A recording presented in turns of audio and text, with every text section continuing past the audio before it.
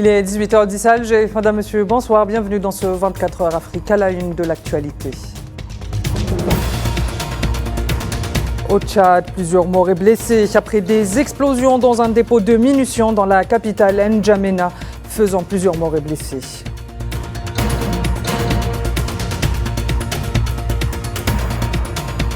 Le mouvement de protestation au Kenya a eu gain de cause. Le gouvernement annule les nouvelles taxes sur les véhicules et le pain.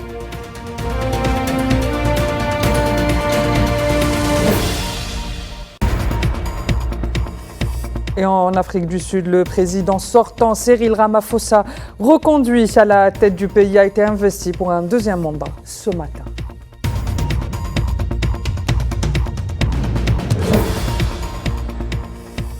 Diplomatie. D'abord, le gouvernement tchadien a donné son agrément à la nomination de Faisal Djouati en qualité d'ambassadeur extraordinaire de la République algérienne démocratique et populaire auprès de la République du Tchad, a indiqué ce mercredi un communiqué du ministère algérien des Affaires étrangères et de la communauté nationale à l'étranger.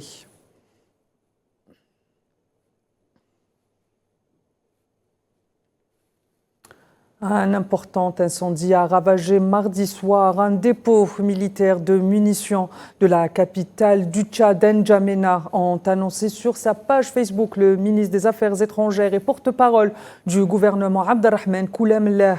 De nombreuses détonations très puissantes se sont fait entendre jusqu'à plusieurs kilomètres du dépôt du quartier de Goudji. Non loin de l'aéroport de N'Djamena, au moins 9 morts sont à déplorer et 46 autres blessés, ont indiqué les autorités du pays. Je suis un riverain de ce quartier. Hier vers 22h, dans les environs de 22h, on avait écouté des bruits d'explosion. Pratiquement, on croyait que c'était une explosion d'un camion citerne. J'ai pris mes enfants et puis voilà, je suis sorti. J'ai longé le long du mur. J'étais parti chez ma grand-sœur qui habite à quelques mètres de chez moi. Et puis voilà, par la suite, il y a eu des objets qui ont éclaté dans ma maison. Et voilà, ça c'est l'état actuel.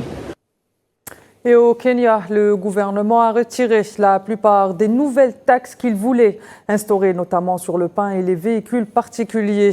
Un mouvement de contestation avait éclaté dans le pays concernant ces taxes. Il a même conduit des milliers de Kenyans à prendre d'assaut les rues de la capitale, Nairobi.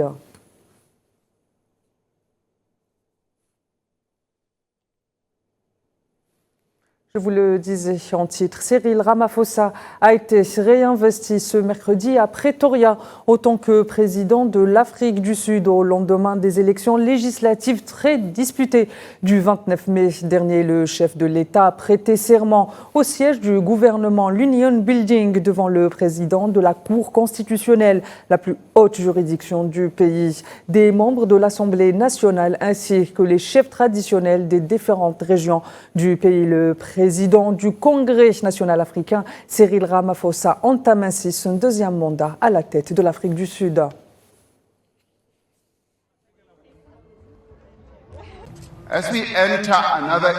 Aujourd'hui, mes chers compatriotes sud-africains, n'est donc pas un jour ordinaire. C'est un moment d'une importance fondamentale dans la vie de notre nation. C'est un moment où nous devons choisir d'aller de l'avant ensemble ou de risquer de perdre tout ce que nous avons construit.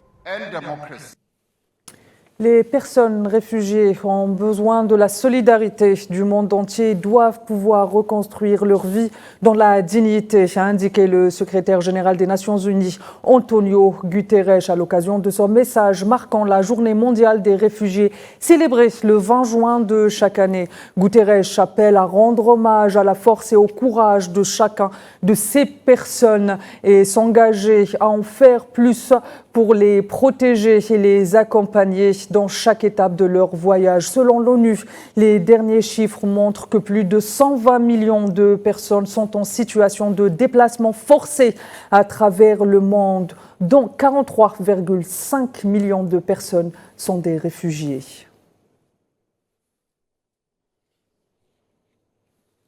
Et de son côté, le gouvernement centrafricain a appelé les groupes armés encore actifs dans le nord-est et le sud-est de la République centrafricaine à déposer les armes afin de regagner le processus de désarmement, de démobilisation et de réintégration, selon le porte-parole du gouvernement.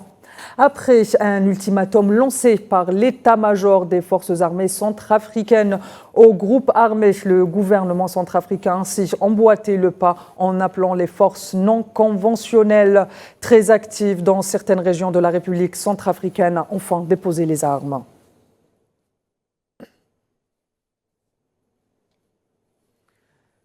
Le Premier ministre du Gabon, Raymond Danksima, a rassuré les Gabonais sur le fait que son gouvernement travaille pour l'application de toutes les recommandations du dialogue national inclusif, affirmant que la tâche est immense, avant d'expliquer la méthode avec laquelle va travailler le gouvernement. Il rajoute que les recommandations du dialogue national, pour être entièrement prises en compte, doivent passer par la case du changement de la Constitution. Deuxièmement, il rappelle que le référendum peut être un oui ou un non, a-t-il déclaré donc.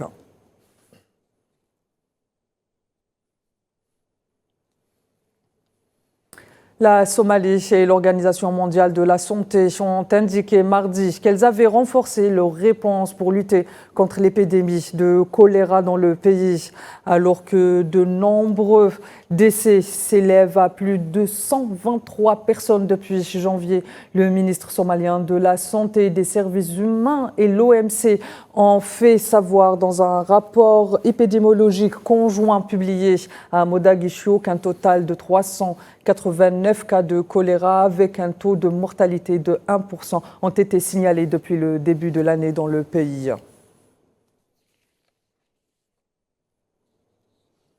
Au Cameroun, les forces de défense du pays ont libéré hier mardi 3 femmes et un bébé retenus en captivité par Boko Haram dans la région d'extrême nord du pays. Selon les autorités locales, l'opération a eu lieu dans la localité du Tétchébé, dans l'arrondissement du Mostoka, du département du Mayo-Tsonga. Selon les mêmes sources, cette opération a été menée avec succès grâce à des renseignements précis.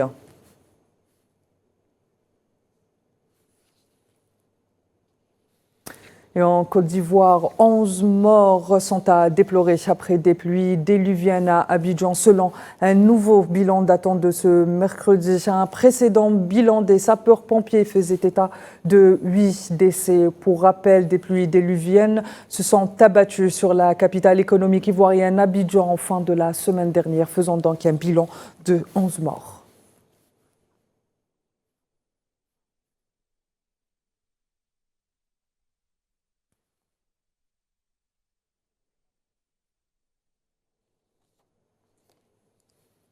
Madame, Monsieur, ainsi va l'actualité africaine. Je vous donne rendez-vous pour le 19 Info. Mais pour suivre l'ensemble de ces informations et bien plus encore, suivez-nous sur l'ensemble de nos plateformes digitales qui s'affichent au bas de votre écran. À tout à l'heure.